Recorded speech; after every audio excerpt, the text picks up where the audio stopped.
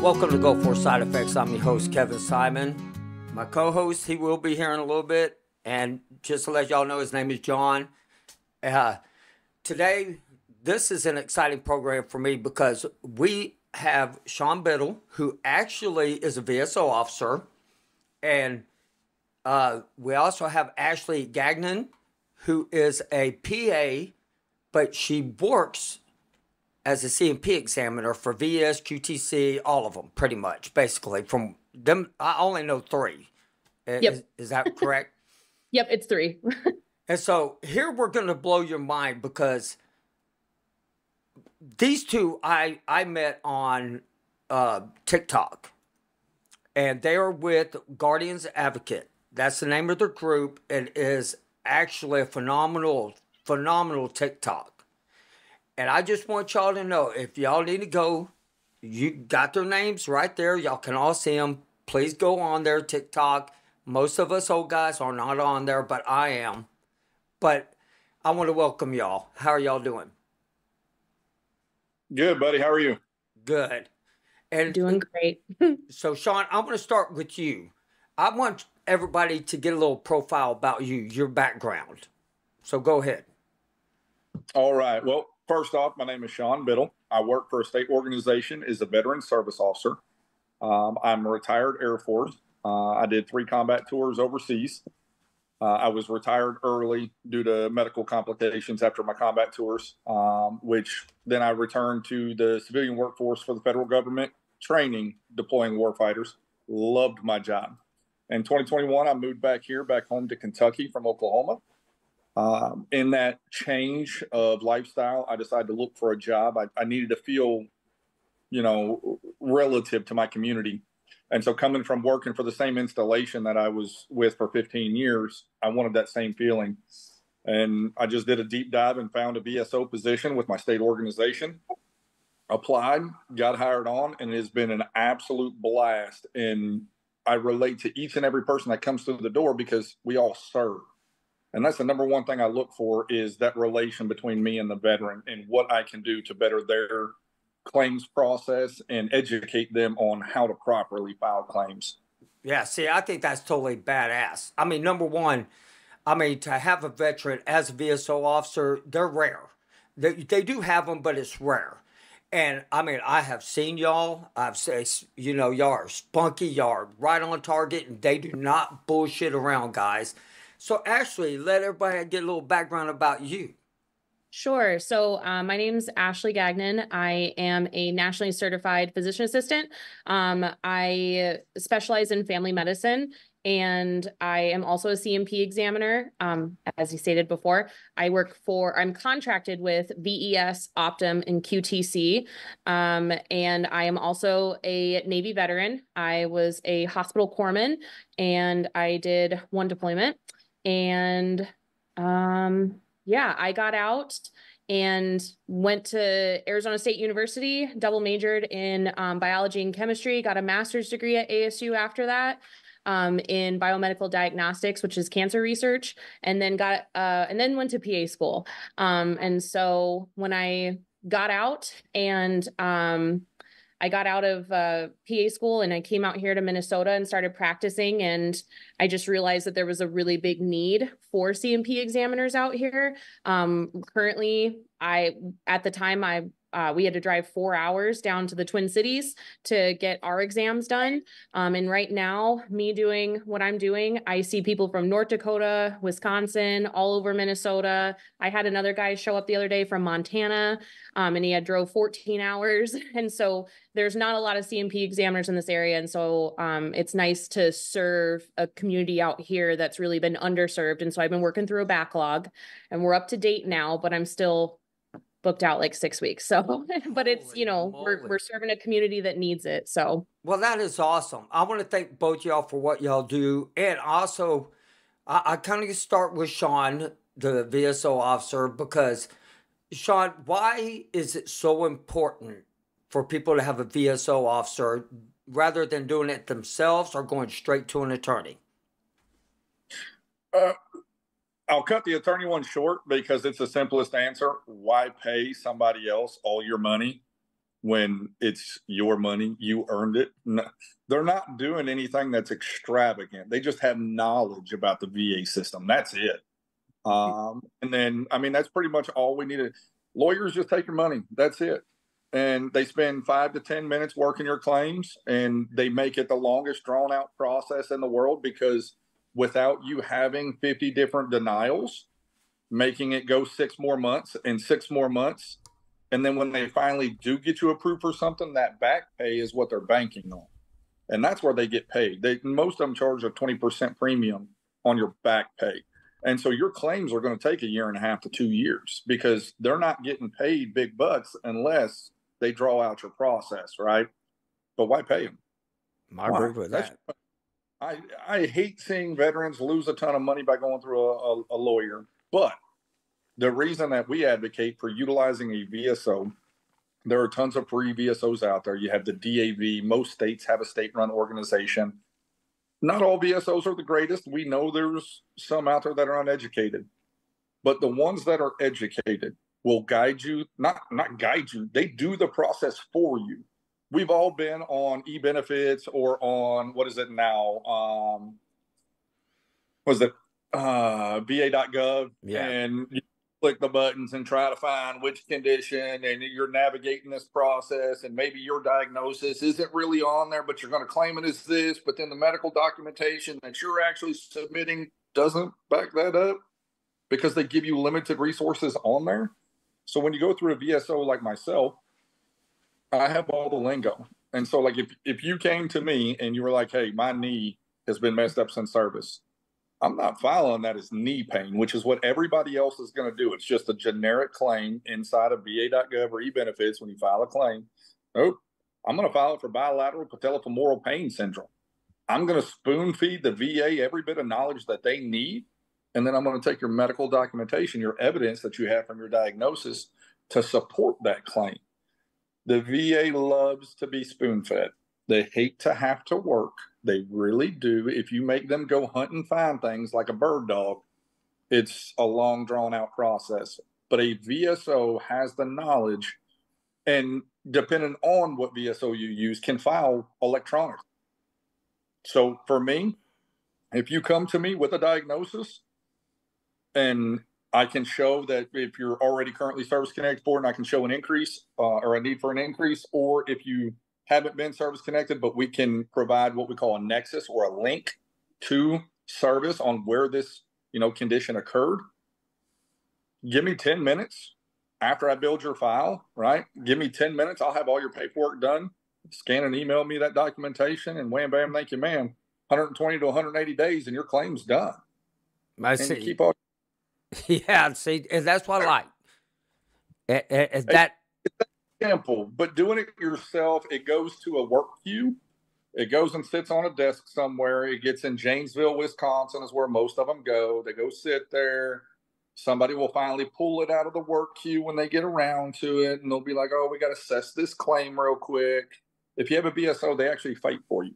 That's my job. I don't work for the VA. I fight the VA. And see, and that's great. And this is where we come to Ashley. and everybody, this is John. John is my co-host. He is a Army veteran. We'll have to forgive him, Ashley. We'll just have to forgive him. But wow. Ashley must be Navy. And yes. And so when they come to you, like Sean is exactly saying, the way he puts it in, the way he files, that's important. They just can't come to you and say, hey, Doc, I had this problem in the very beginning, but yet I have no paperwork, but yet I still filed. So kind of go through a little bit of what that goes through for you when, as an examiner. Yeah, so everything gets sent over to us as a word salad. So nothing has a rhyme or reason or makes sense. It's been scanned and copied and rescanned and sent and 10,000 times. And so there are some people out there that they file and they say, oh, reference page so-and-so of the STR, or reference tab AA memo, da-da-da-da. There are no tabs. It's been filed completely differently than the pages you saw. So the page number you're telling me ends up being your enlistment exam from MEPS. And it's stuff that is just irrelevant and it doesn't make sense. And so coming in with your ducks in a row and having the diagnosis, I will tell you about 70% of the claims that I do on a daily basis, they show up to me with no diagnosis. They haven't been seen by anyone. They haven't been diagnosed with anything. And it comes in as a bilateral knee condition. And I'm like, well, what's your knee condition? They're like, I don't know. And I'm like, well, then what are you filing it for then? And they're like, well, it just hurts. And I was like, okay, so what have you done about it for a diagnosis? And they're like, nothing. And that immediately has ruined their chances. Sure, I can diagnose you that day with a knee strain, or maybe I can take an x-ray and diagnose you with degenerative joint disease. But if you haven't been going and getting care for it, how are we going to be able to stand on a leg and say that this is something that you should receive monthly compensation for if you haven't even brought it up one time to one person ever? So you got to make sure that your ducks are in a row. And if you legitimately have something wrong with you, right, and you've legitimately sought out care for it, it's going to be there in your records. You're going to have knowledge on it. I had somebody the other day who filed for bronchiectasis, interstitial lung disease, and asthma. They had never been diagnosed with any three. They had never been on an inhaler. Those are the claims that are coming through to us, and they're gumming up the system. And their exact words to me were, well, I was told to file for the PACT Act. And when I filed for the PACT Act, then they sent me to this exam. So I guess you're the one that's going to diagnose me. And I said, I literally have no ability to diagnose you with these things because I can't order a CT. I can't go and do a biopsy on your, fibrosis that you might have. There's no possible way. And so the expectation that CMP examiners are going to diagnose you at that appointment is unrealistic. You need to have that before you get there. And like the one thing that I learned about going to, and this I learned from my VSO officer, is when you go to them, you tell them exactly what is going on with you. You don't exaggerate it. You don't under-exaggerate it. Would y'all agree with that? Yes. I can tell you wholeheartedly, I read through every single piece of evidence that's submitted, and I already have a really good picture about you before you walk in the door. So then if you come in that day and at no point did I see you prescribed a wheelchair, but now you're rolling in here on a wheelchair and telling me that you can't walk, come on. Like it, so there, but at the same time, then I get the inverse of it, where I've seen these people going in and out of the hospital and they are really sick and they are really messed up. And they're like, today's a good day. And I'm like, I don't care about your good day. I care about what this is really doing to you. So let's talk about the nitty gritty days, because you were just in the hospital 4 months ago. So let's talk about that. And they're like, oh, well, yeah, I did. I just don't want to complain. Those are the people I'm trying to pull information out of. But the people that you can tell as a medical professional, I do this for a living. You're not going to swindle me. Like I know how things are supposed to look. And so you talk about your worst day, but be honest, because being deceitful is not going to help your situation. And then it's going to be documented that you were being deceitful. And now the system has lost faith in you. Well, I could tell you this. Go ahead, John. No, I was going to say, so how big of an issue is it, Ashley, of having people coming in and basically just winging it? Like winging it as in like not having any diagnosis and just assuming that. Yeah, I mean, because when they get to you as an examiner, so CMP examiner, yes? Yep. Okay. So you have to ask them a serious questions based on the information you have in front of you. And you've got people coming to you that say that really haven't moved forward on their own issues. So they're not advocating for themselves. Yep. Wow. I would say that's probably, okay. Yeah. I would say that's probably about 55 to 60% of what I see. Oh, yeah. Wow. Yeah, and see, Okay. so this is where Sean's going to come in. And so Sean, as a VSO officer, I'm sure you looked at their file and going, wait, you're filing for what? And how and so let's kind of go over stuff about presumptives. That's the one key thing, especially Desert Storm vets. So, if they go to a regular doctor or they go just to urgent care is a great one. That's a great one. Yep. They go to urgent care and they're always having a sinus infection like I am. I never filed sinusitis, which I could probably go get it. I mean, because I have sinus infections like crazy. But that's the kind of stuff that needs to be documented. Every single time they come to you, and they need to hand it to you and don't play around with it. That's it. So I'm very cut and dry, and a lot of people call me abrasive, right? My own superiors think I'm too abrasive when I'm dealing with people. But here's the deal. You're like 10 grit. Yeah, I agree. I watch y'all. Look, there are hundreds of thousands of claims in backlog right now with the VA, which is why the process takes as long as it does. Because there are so many people filing, and presumptives are a huge one because we saw an uptick when the PACT Act came out, right? Yep. PACT Act hit, and everybody's like, I've got to file. So everybody started filing claims. They went 1.2 million claims in backlog instantly within like the first 60 days, and they couldn't keep tabs. They were hiring tens of thousands of employees weekly, and they couldn't keep employees at the VA because the workload was too stout.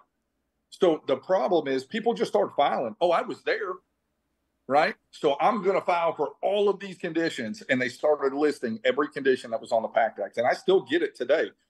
And the PACT Act has been out for a couple of years now, right? So since I was late to the party, I'm sorry, your name, sir, Sean? Is it Sean? Yes, sir, Sean. Sean. Okay. So Kevin and I understand the PACT Act. I don't think at this point, we use the terminology presumptives somewhat loosely. Those men and women who have issues like myself and don't understand what's going on, you can't just say, well, I've had this at some point in my life, this, and this. You go to see a VSO officer like yourself. And so, Ashley, how do they get to the point where, okay, because I honestly couldn't tell you how I got to the point of talking to a CMP examiner. How does that transfer, Sean, Ashley? How does that happen? Because I generally don't know. So as the VSO, I would file the claims on behalf of the veteran, right? Which what that is, it goes into the VA system. They see that the veteran wants to file a claim.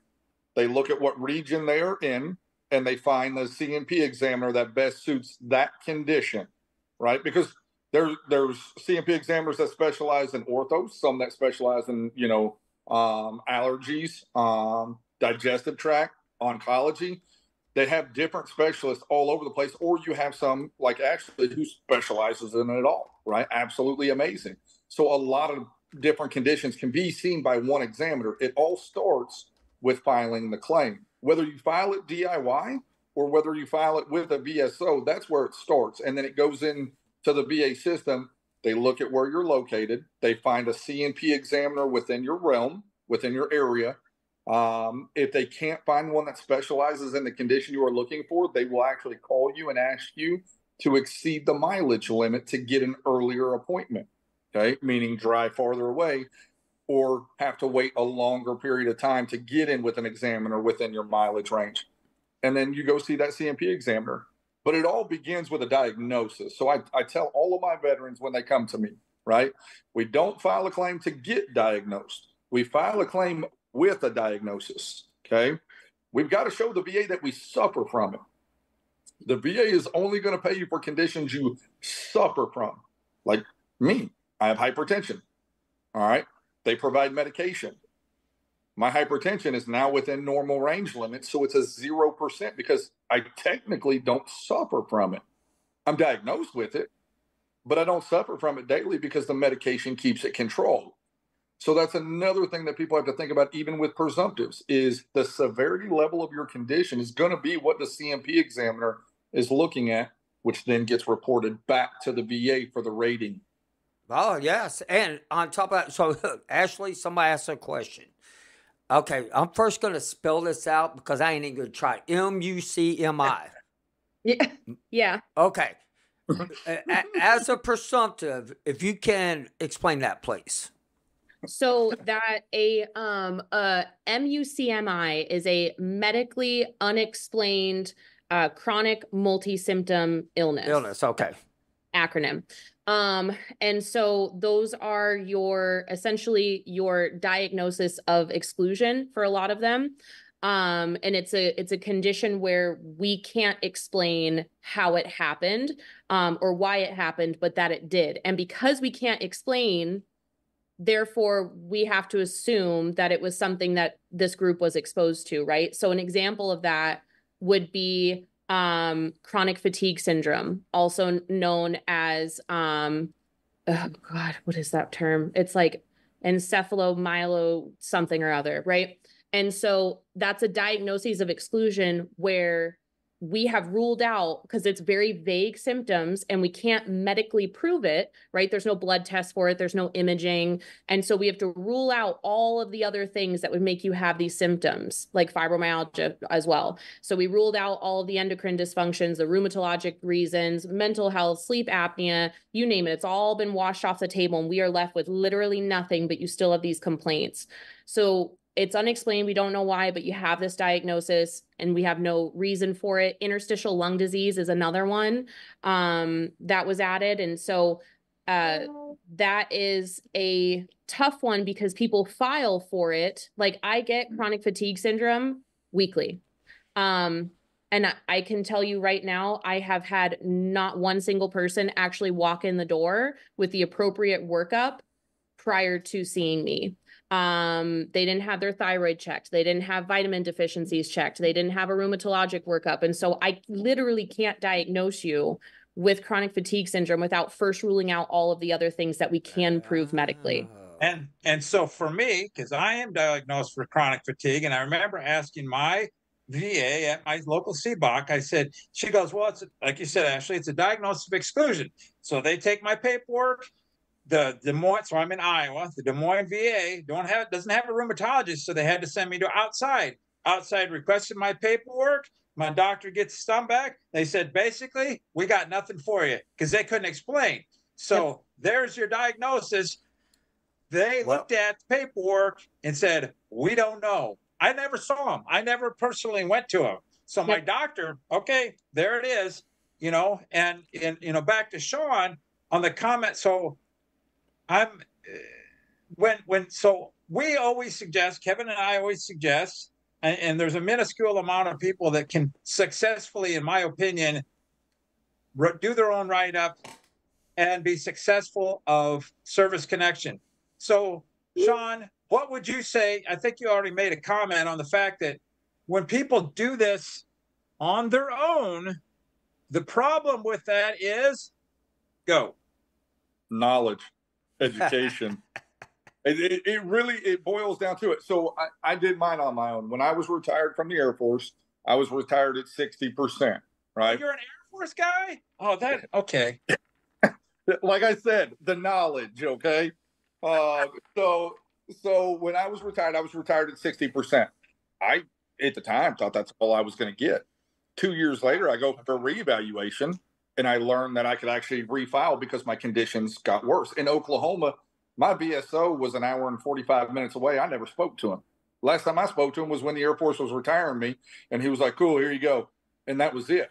And so I learned on my own how to navigate the VA system on the DIY side. And I learned just how, honestly, traumatic it can be trying to figure out all these different things, how to file secondary conditions, how to try to file a presumptive condition, how to try to file an initial one.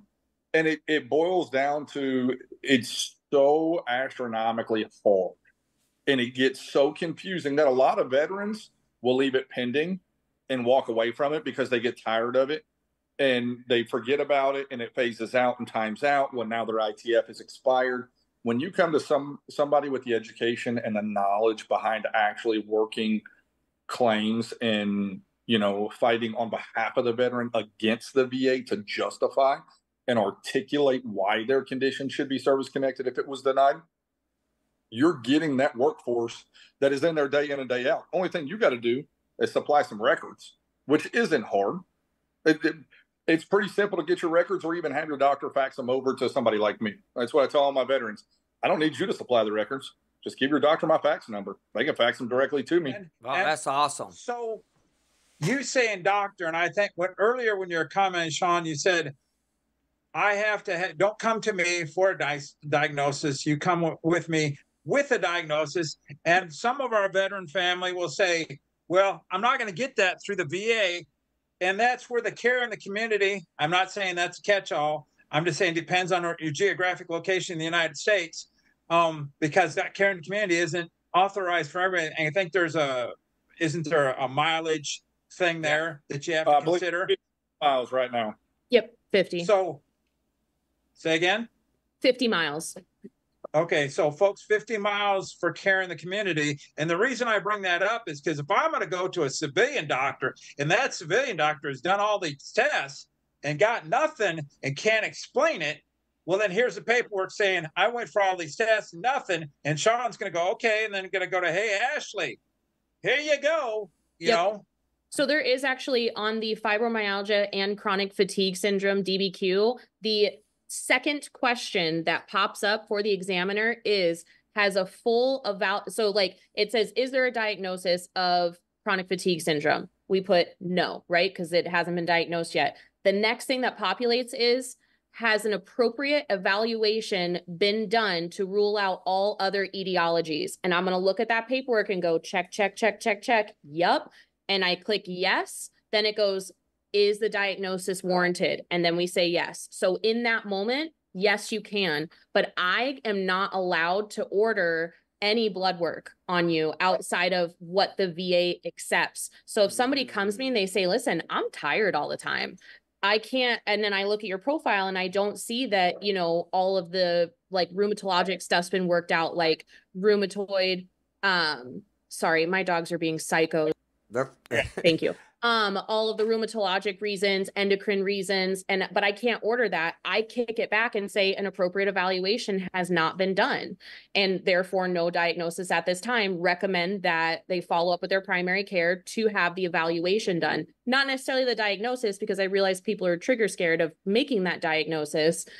Because from a healthcare perspective, getting those diagnoses is tough, because yes, now that our patient has an answer, but I still don't have a treatment for you, right? These are conditions that we have no treatment for. And so healthcare professionals are nervous about labeling that diagnosis on someone, because now we run into a wall where we don't have treatment options. And that's a whole other slippery slope, right? So I think that's also part of the fear of rendering that diagnosis. And I have a two-part series question. It's going to be for both of y'all on this one. Somebody asked if Parkinsonism, yep, is that considered under the MUCMI?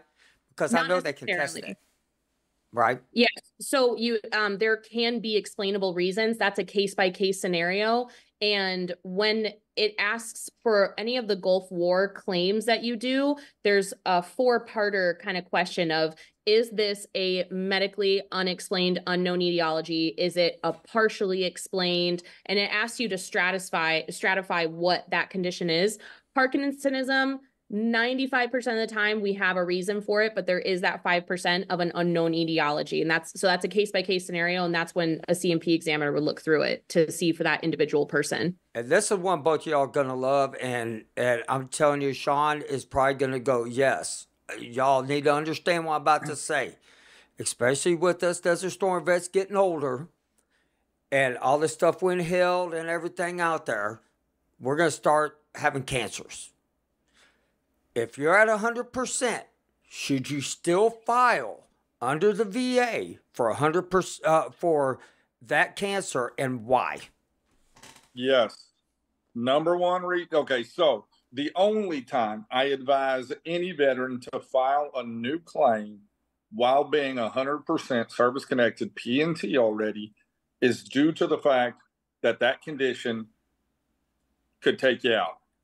That is the only time. If you stubbed your toe in 83, I don't care about your toe. You're 100% fully covered. But if you develop a cancer, hypertension, a lot of us go out because our ticker stops ticking, right? Hypertension, high blood pressure, whatever you want to call it, things of that nature, any cardiovascular condition that you develop that could be tied back, those situations, and the reason being is because your spouse, or if you have children under the age of 18, If you pass away from a service-connected disability, your dependents can qualify for what we call DIC, dependency indemnity compensation, right? And so that would leave them with a portion of your check, whatever it is at the time, of passing. It goes up every year with the little small 1.3% increases, but it's a monthly check, not income-based. Doesn't matter how many assets you have, could be a billionaire, and you still leave behind and help still take care of your dependents after you pass, right? The only time is if it's going to cause death. That is when I tell them, if that situation could cause your death, then yes, 100%. Other than that, you're 100% fully covered medical and financially. So it's not like the people take care of you. Yeah. Let me ask you this, Sean, because I've often wondered this question myself. You go to the doctor, I don't know, you break your leg, okay? You break your leg, and you're getting taken care of, right? You have a car accident, you're taken care of if you're rated 100%. Yep. Is that a true statement? Because I think a lot. Okay, so I get nervous. So, and I'll be honest, I get nervous because, well, you're 100% or you're TDIU. You get paid. Say you're getting paid at 100%, but you're not rated at 100%, but you're getting paid at 100% because you're TDIU. Now, either or, you go to the doctor for whatever because you're having whatever the case is, you're getting taken care of. Yes. Okay, so before I say anything, I'm going to debunk a myth here. There is no such thing as TDIU. That would be classified as temporary disability individual unemployment. Okay, IU is meant to be temporary. If you go on individual unemployability, it's just 100% IU for individual unemployability. You are stating you could never work again. Your conditions are so severe, it keeps you from working. So although your conditions aren't diagnosed and rated at the severity level to hit that 100% mark, they see the need that you are not fit for duty, fit for working anymore. So they're going to max you out at 100%, right? Individual unemployability. Now, if you come off that IU, they're going to decrease your ratings because apparently they got better. So at what point is that a temporary situation? Because nobody wants to decrease, right? So everybody has to remember, if you go on IU, you don't have to be there for life, but you better plan on it, because if you try to come off of it, you're saying you improve. And now you can go back to the workforce. So now they got to reevaluate your conditions. And that's a big misconception is, oh, let me go on IU while I finish out college, right? And then when I get done, I'll file for an increase on my mental health, but that's why I was on IU. And so they try to get out and file for an increase and get off of IU, but you're saying your condition got better to go back into the workforce, but now you're trying to file for an increase saying it's gotten worse. If they held you out of the workforce here, what makes you think they're going to release you to the workforce here? They're not. They're going to reevaluate you. But yes, to short answer on the 100% thing, if you are rated at 100%, you are covered medically. Covered. Everything I get done is covered 100% by the VA. I use a local hospital and I show them my VA card and they're like, cool.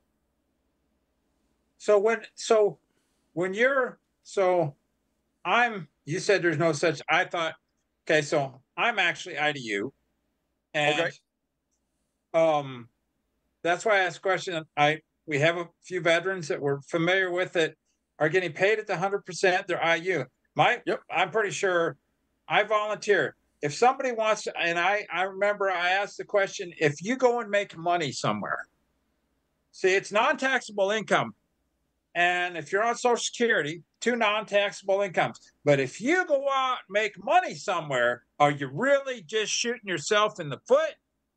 Because you all of a sudden now, wait a second, you're making X amount of dollars. Why is that? How are you able to make money if you're IU? So you're not. So you can, okay? It's at the poverty level.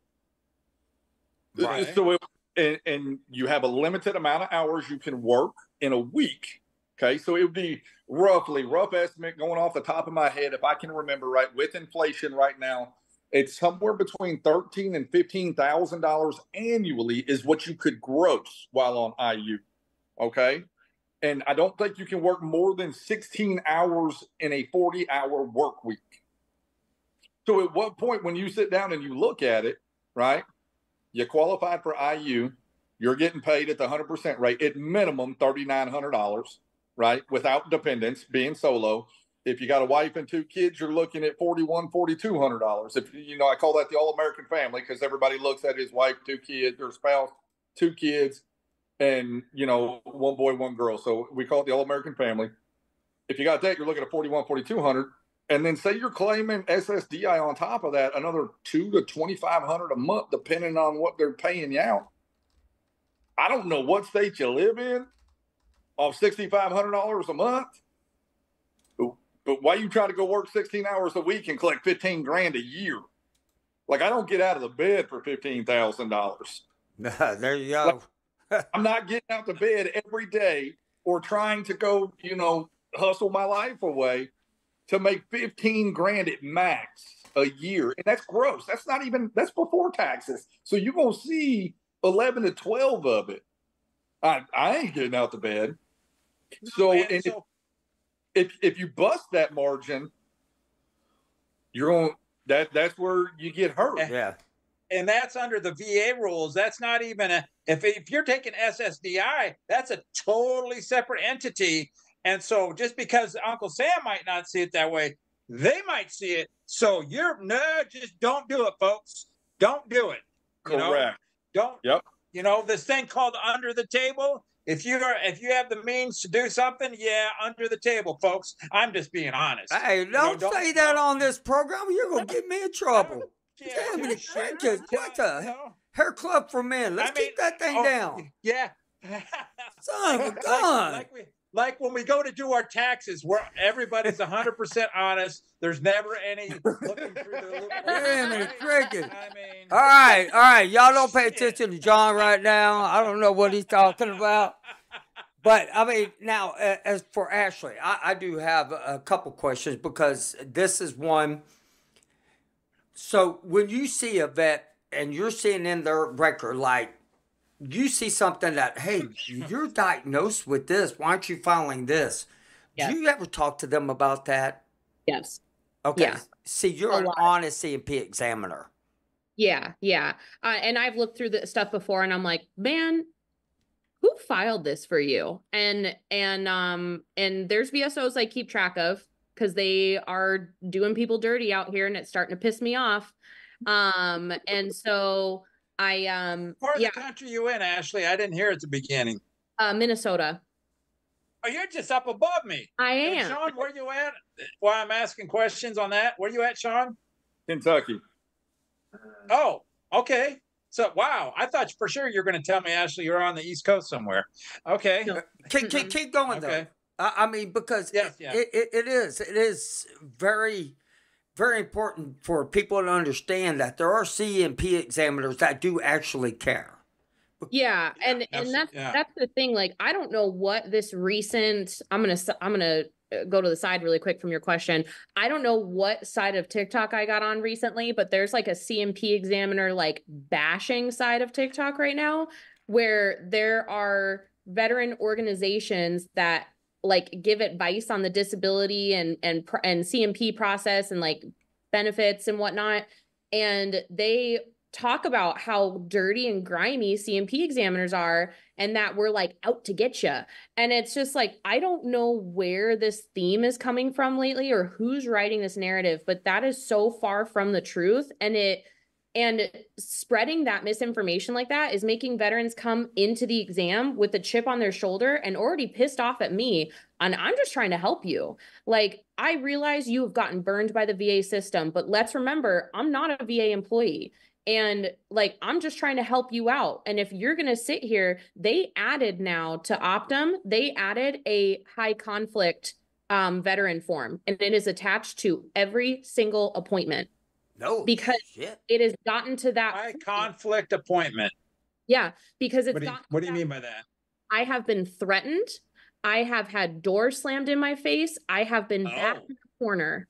I have been screamed at. I've had them when I've kicked people out of my practice, gone back to my office, and their wife stormed into my office demanding and screaming in my face that I will see their husband. Like, it has gotten to the point where people are so aggressive and so mistreating that they've now created forms to notify the VA of how veterans are treating C&P examiners. And so that it's been an issue. And so and I kind of deviated from your question, sorry, but it's just like, no, I mean, you're good. I'm out here to help people, and to come into that appointment and immediately assume that I'm out to get you and I'm part of the problem and be mad at me and not even, and I'm asking you questions about how you're feeling, and you retort back to me with, well, you looked at my record, you should know how I feel. Like, just take it down a notch and just answer the question. Yeah. Right. Well, C&P you guys get a bad rep because, unfortunately, as you know, there have been some. I personally haven't had a bad experience on a C&P. Each person is different on the individual. They ask what they got to ask. You, like you said, Ashley, be honest with them. I'm not trying to BS you. What purpose does that serve? You're going to be able to see right through it. I've only had one. I mean, especially. Say again? I've only had one. And really? Yeah, because I went in there. Bad experience or one C&P? No, one bad experience. When I walked in there, he didn't even ask me a question. He was just typing, and he turned and looked at me, didn't examine me or nothing. He told me to go, and then I got denied. Well, then the next time, it was 2 weeks later, he did a video thing with me, and he was asking me questions. He goes, and it was about my neuropathy. And they denied my neuropathy. And then the next time he did my exam, it was for the chronic fatigue. And he looked at me and he goes, have you ever filed for neuropathy? And I was like, huh? He goes, you should really file for it because you would get it. I was like, dude, you're the one that got it denied. And he was like, what? And I said, you didn't even ask me a question. So he did have to, he went back, rewrote them an initial write-up for me, and did say, hey, you know what? The last time he came in, I do remember him. I was very sick. I didn't get a good exam on, done on him. So then I went back, and then I saw this really tall blonde chick, and she was cool. And I mean, she went from toe to head and got everything approved, because she was like, I don't know how you were denied this, Yeah. And so like I get weird ones too, where like they filed it weird and then the medical opinion doesn't make sense and I'm backed in a corner and I'm forced to deny them because of the medical question that was asked of me.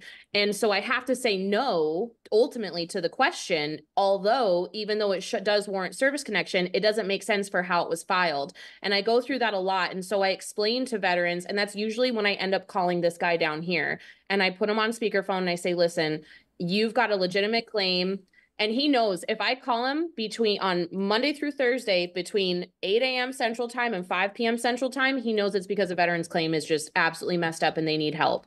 And it's because the VSO filed it wrong. And so then I say, hey, listen, I got this guy. They're usually the Agent Orange guys, the, herbicide exposure, and they're just confused by the process genuinely. And they have VSOs that aren't helping them. And I'll call Sean and Sean will be like, wait. You've got all of this and you're only at 10%. He's like, how have you not been 100% this entire time? And so it becomes an ongoing issue, I've realized. And that's when I reach out to Sean and I tell him, like, listen, yeah, this claim isn't going to go the way you want it, but we've got options and we're going to get it going in the right direction. And I do really try to look out for the veteran and have their best interests in heart. But I also call them on it if they have a diagnosis that's not, or they're trying to connect something that they've never been diagnosed with. I'll say, listen, it's going to be a no, man. You don't have anything on this.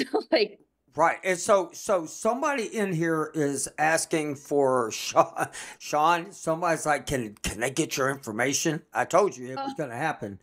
And he will. I'm telling y'all, he will. If somebody wants to, if Guardians Advocate want to put it in the comments, his information. But go ahead and say it out loud. So my email is. Oh, sorry. I would say I think our social media manager is in the comments. I think, yeah. Oh, is she? Awesome. Dee is gonna put it in the comments for us. She's our social media guru. She's an absolute angel to us. So you'll see my email in there. That is the number one way to get with me. I have suffered some internet constraints over the last couple of weeks with my organization. I am working through it day and night, trying to reply to everybody. Everybody a part of Guardians Advocate understands that I have stayed up till 1 a.m. on numerous nights to reply back to these veterans because they already are number one priority, but I am backlogged. So just understand that if you email me, it might take 24 to 48 hours for me to get back to you. And it might be some weird times, okay? But just know that it's because the important thing is you're getting back to them. And so here's the deal, our listeners. So we have, Air Force, Navy, Army, well, two Navy people. So because the VSO officers, you would think, and I know we've said this more than once on our broadcast, across from one side of our country to the other, well, they're VSO officers. They should all know what the hell they're doing, right? They might know what they're doing, maybe, but some of them are just there to collect this thing called a paycheck, and they don't give two shits about you, So when you find a good VSO officer like Sean, and he has connection with somebody like Ashley, you take advantages. I'm very fortunate. My VSO officer, don't get me wrong, I'm not saying you have to be a veteran to be a VSO officer. I'm simply suggesting that if the VSO officer has connections from somebody in the military like mine, it happens to be married to a Navy guy, she understands she herself is not a VSO officer, but some simply care more than the next person. You really have to advocate when you go see Sean, when you get an appointment, go see Ashley. You got to be honest, because they're going to know if you're full of shit or not. Don't try and bullshit somebody who does it for a living. We fraudulent claims are just don't. It's almost like not being able to grow hair, but you put on a toupee. I'm just saying. Right? That was straight shot to me, man. I'm just saying. But I will say this. With y'all being on here, I think it's going to give a lot more hope to a lot of vets. And for you old ass veterans from Vietnam that listen to this program, and for you people that know them really old ass vets that refuse to get their benefits, y'all need to start talking to them, because there is a lot of older veterans out there that need home care. Yep.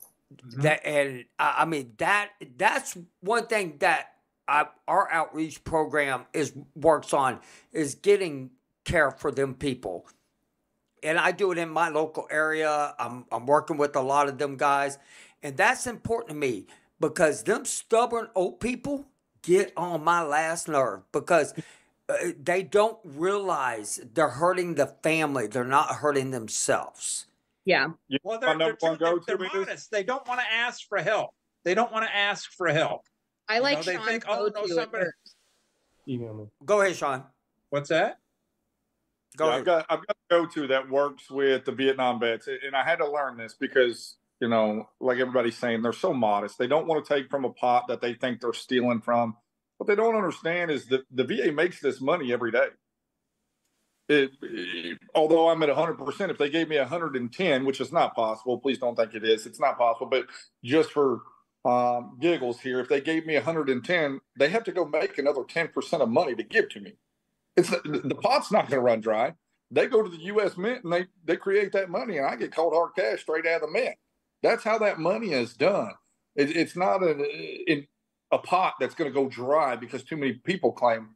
But Vietnam veterans don't understand that. And so what I finally had to get through to them, because if we look at the generations, right, Vietnam era veterans or Vietnam veterans themselves, divorce was not an option in their life, right? It was never an option. You married somebody in the, 50s, 60s, 70s, and you still married to them to this day. If they're still alive, you're still married. No matter what your problems were, you worked through them.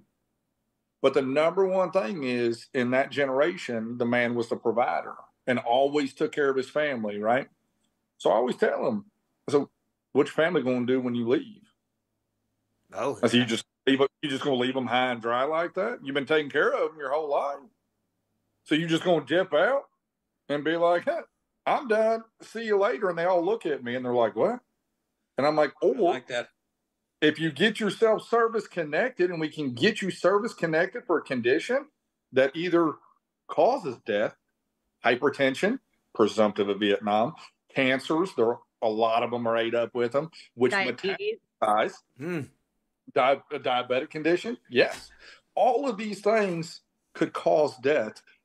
Granting a service-connected death, granting your widow a DIC claim, which is a guaranteed monthly check, right? Now you're taking care of your family even after death.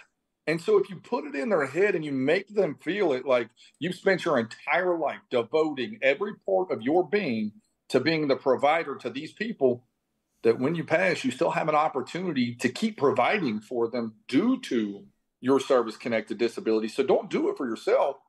Do it for them. Just like you've done everything else for your entire existence, you do everything with the thought process of, this isn't for me, this is for them. Well, you can continue that process. Now, the last question I have. That approach. This is the last question before we get off the air.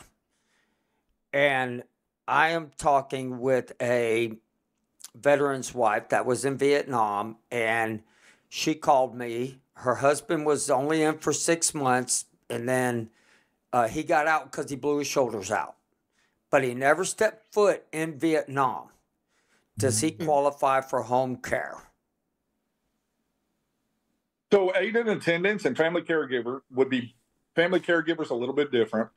It's a new program through the VA, but the aid and attendance program itself is based around your service-connected disabilities. The doctor has to fill it out stating which disability has caused you to not be able to do everyday life, dressing, bathing, cooking, cleaning, maneuvering. If you're bedridden, what condition caused it? If a veteran comes to me and isn't service connected for his left big toe being swollen, but that's why he's bedridden, he's not getting aid and attendance. Okay. It's got to be based around a service connected disability, right? So even though the veteran didn't step foot in Vietnam, he blew out his shoulders, right? Right. Is he service connected? If he's service connected for his shoulders, and that's the reason why he can't get himself dressed because it takes your shoulders, or if that's why he can't operate different things or bathe himself properly and needs round the clock care, then yes, if we can get the doctor to fill it out, that those are his disabling factors, and fill out the form, because it's filled out by a doctor. It's not filled out by a veteran or anybody else. It's by their PCM or their caretakers. Or the CMP examiner. Or the CMP examiner. I do aid attendance exams too. Yeah, because that's the one thing that was brought up for me and everything. And she was like, well, the caregivers told me that because he was in during just wartime, that he automatically, can file for help. And I was like, that's the education and knowledge side. The VA will then tell you, when you go in for your annual appointments, you'll go in there and they'll look at you, and they won't look at your DD-214. They won't see if you deployed or not. In their head, it's automatically a Terra exposure, right? So if you go in and they're like, oh, you have allergies? That's allergic rhinitis or rhinitis, however you say it. I'm from Kentucky. Right. All right. And they're like, yeah, you need to claim that. You would qualify for a claim. And then when they come to me with it, and they never deployed to any of the countries that's on the PACT Act, they don't qualify unless they can show me where on active duty they were diagnosed with it. Yep. So you got to be very, very careful with where you get your knowledge and your education from. And that's why I am the way I am, 10 grit sand. is because somebody comes to me and says, well, my doctor said this, or my nurse's aide said this, or my cousin's uncle's brother's sister told me that back in 73, Jim Bob down the road lived 3/4 of a mile down to the left and then on the right. He did it. And it's like, no. Let me explain to you. You're different. Everybody's different. Everybody's situation is different. Everybody's deployed location was different. Yep. We might But common. on that note, I had a Navy veteran saying, well, I was on a ship, but I was never on land. I said, sir, you were in the area of operation, sir. You were there, sir. Blue water, so yeah. They thought since they weren't on the physical land, that didn't count. I said, no, sir, you're in the area of operation during Vietnam, sir. You know, that's 24 hours. You were there. Yeah. You need 24 hours in port and it's conceded. Or in the air. And that's one thing people have to understand. When you look at it, it even states when you look up VA.gov and you looked at presumptive conditions, it will tell you in country, on land, in the air, or in the airspace above these areas, or at sea in these areas, right? And for Vietnam, it's called Blue and Brown Water Navy, all right? Blue Water Navy is going to get approved 9 times out of 10. Brown Water Navy was just outside of the area, but a lot of times we can see where that ship ported. And they literally just for a moment went in. And their ship was, docked, and then they went back out. And it's like, bam, there we go. Wow, that really? Okay. Well, I'll tell y'all what, y'all are just full of knowledge, and I want to thank y'all for coming on. And I mean, if y'all get a chance to get on TikTok, y'all need to go check them out. Guardians Advocate. I mean, they're a great group, and it's not just these two. It's a group. Everybody does behind the scenes stuff. Everybody works together, but we're about to go into the after the show. But if y'all want to get a hold of me at kevinsimon@go4sideeffects.com and go to you. Which way I want to go? Y'all go to YouTube, subscribe and share. Man, I hate doing this backwards. Subscribe and share. And Sean, Ashley, thank y'all. And Guardians Advocate, everybody behind the scene. Thank y'all for everything. And we're going to go into the after show. We'll see y'all later. Thank you. Thank y'all. Thank you.